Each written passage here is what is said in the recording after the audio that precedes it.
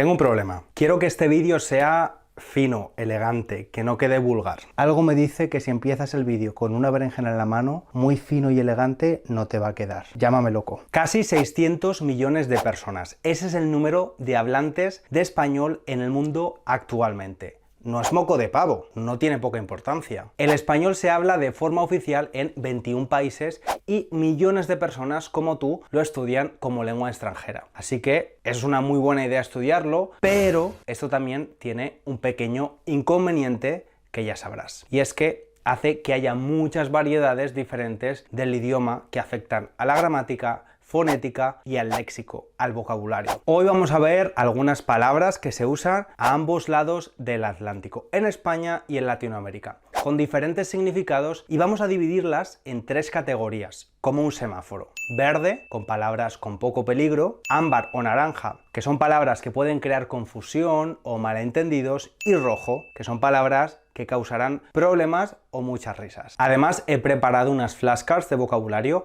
en caso de que te interese memorizar estas palabras. Tienes el link en la descripción del vídeo. También te voy a explicar la relación entre esto, o más bien lo que representa, you know what I mean, y Victoria Beckham, también conocida como Posh Spice. Yo vivo en Inglaterra y aquí se habla mucho del Posh English. You just don't let your lips touch. ¿Sabes cómo suena el Posh Spanish? Al final del vídeo te doy un ejemplo y te enseño cómo puedes sonar un poco más posh en español. El posh, la P explosiva del inglés es un poco que escupes. Vamos a ver tres palabras de cada color. Empezamos con las verdes, en este caso tres verbos. Estas pueden generar un poco de confusión, pero nada grave. El verbo regresar. En España significa volver a un lugar en el que has estado, mientras que en muchos países americanos es devolverle algo a alguien. Gracias por el chicle, César, te lo regreso. Lo que no mata engorda. Gracias. Aliviar. Su significado general para la mayoría de países es hacer algo más ligero, más liviano, aligerar. Sin embargo, en algunos países centroamericanos, como Colombia o Bolivia, puede significar parir, lo que tiene todo el sentido del mundo, porque imagino que parir debe ser un alivio tremendo. Por cierto, otra forma de decir parir es dar a luz a una criatura. No, hombre, esta no. Cuando decimos criatura en español nos referimos también a personitas, bebés, mucho mejor. ¡Qué monos! Esto tampoco. Mono no es solo el animal, es un sinónimo de adorable. Ahora sí.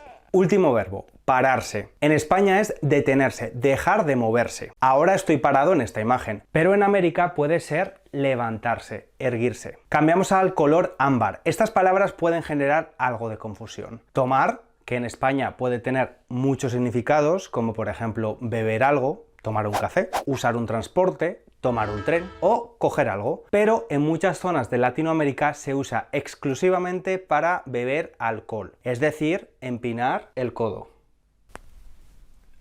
Zampar en España es comer mucho o muy rápido.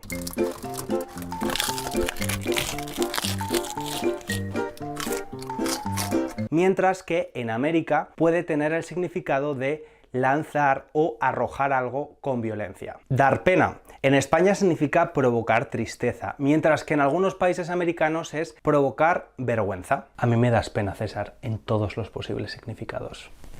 Y ahora sí, vamos a ver las palabras en rojo, las que pueden hacer que nos miren con una cara extraña dependiendo del país. Como ya puedes imaginar, estas palabras están relacionadas con la genitalidad y el sexo. Pensaba que querías un vídeo elegante, pero es que seguro que vas a empezar a hablar de pollas y coños. Primera palabra, concha. Una concha es una estructura dura y protectora que cubre el cuerpo de algunos animales como los moluscos y los crustáceos. ¿Cuál es el problema con esta palabra entonces?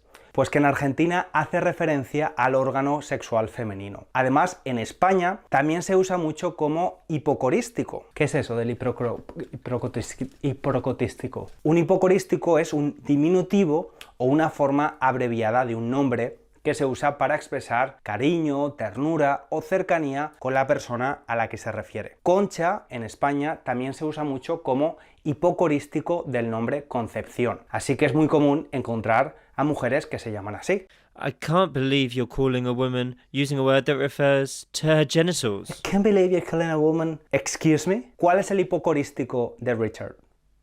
En el episodio 80 de mi podcast para estudiantes de español de nivel intermedio te hablé de Concha Piquer, la primera española más internacional. En Argentina tuvo problemas con su nombre, así que le recomendaron que usara su nombre largo, Concepción. Mira, Concha, yo sé que tu nombre es Concha o Conchita, pero es que tenés que entender que acá suena re mal. ¿Por qué no usas Concepción? Se nota que la mitad de mi familia es argentina, ¿eh? Qué bien hago el acento, qué bien lo imito.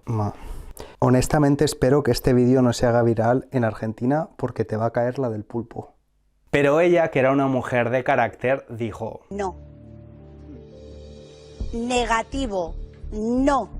Tienes el link a mi podcast en la descripción de este vídeo, por cierto. Escúchalo, que en lugar de estar con el teléfono móvil en Instagram y en TikTok todo el día, escuchas un episodio de podcast y aprendes un montón de español y de otras cosas interesantes. Coger en España es agarrar algo, tomarlo. Sin embargo, en América es tener sexo. Lo que en español de España es agarrar. Igual que el anterior. En España es tomar o coger algo, mientras que en Latinoamérica es, de nuevo, tener sexo. Por cierto, le he preguntado a ChatGPT, la herramienta de inteligencia artificial, por una lista de formas diferentes para decir tener sexo en español. Y me ha dicho: lo siento, como modelo de lenguaje ético y respetuoso no puedo proporcionar una lista de verbos que contengan lenguaje vulgar o inapropiado. ¡Qué mojigato! Mojigato, ¿no? Una persona decente, con clase. Para esto no ha sido muy útil, pero ChatGPT puede ser muy beneficioso para tu español. En este vídeo te expliqué 5 formas en las que lo puedes usar para mejorar tu español. Pija. En España es el femenino del adjetivo pijo, posh en inglés. Es decir, una persona de clase alta,